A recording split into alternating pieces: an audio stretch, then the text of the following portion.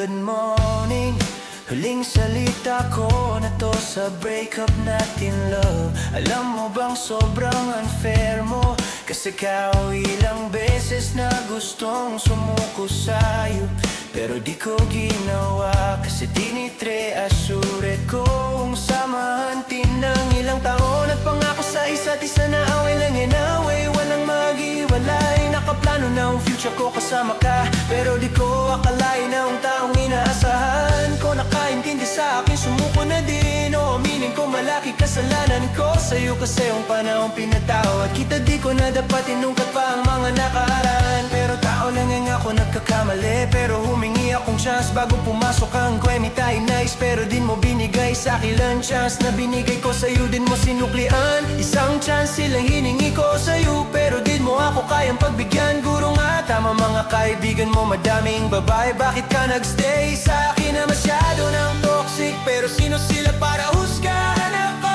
Alam ba nila pinagdaanan ko, pinagdaanan natin kailan mo? Alam yan sila nakilala, samantalang ako lang agdiyan. Pinaging kamay na natin ng isa't isa. Lahat ng tao pwede magbago tulad ng sabi ko, panahon lang kailangan. Pero masakit, sobrang sakit, kasi hindi ikaw ang inaasahan kong bibitaw sa akin. Sa inyo mga lalaki madali lang mag-move on, lalo na ikaw, kasi marami kong mga kaibigan dyan na umalalay sa'yo. Samantalang ako gabi-gabi iniyakan ko pa rin ang sakit sobra.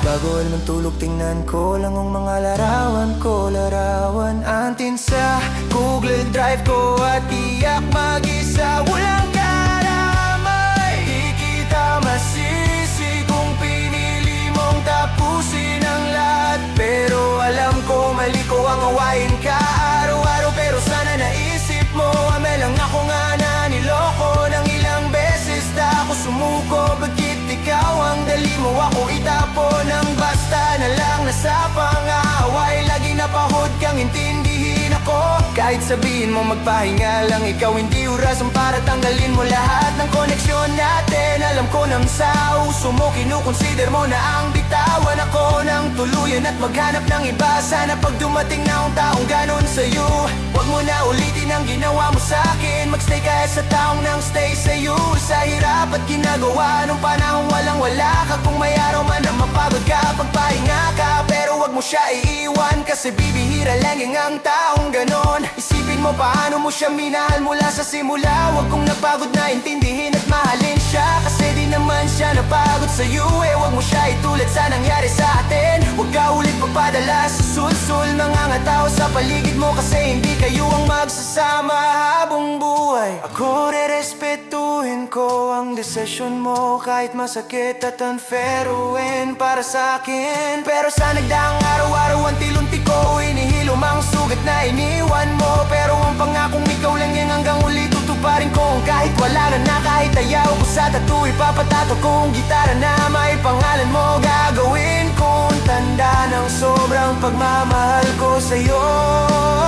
At patunayan na ikaw lang nagmamayari ng puso ko hanggang dulo. Ingatan mo ang sarili mo, si Dusty at si Miji at pakiusap. Wag mo walain nung Samsung kahit anong mangyari. Itago mo lang pag ayaw mo makita ng future asawa mo. Di ko alam hanggang kailan ko matatanggap to, pero sa susunod na kontak ko sa'yo, alam ko maayos na ako at marunong na ako magtiwalang muli. Pero di ko na kayang magmahal pa ng iba. I don't wanna fall in love again. You will always be my forever love. Pero kung sakali ako pa rin ang mahal mo, pagkatapos ng ilang buwan o taon, handa akong magsimula muli kasama ka. Mahal na mahal kita, Francis, at sana mahanap mo rin ang sarili mo, at hanapin ko na rin ang sarili ko. Ingatan mo sarili mo.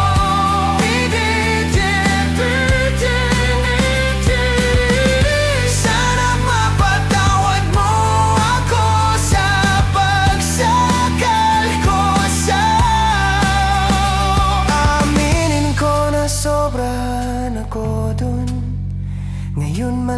bahala ka na, gawin mong magpapasaya sa'yo. Patawad love, I'm sorry and I love you so much, ay libit hanggang sa multi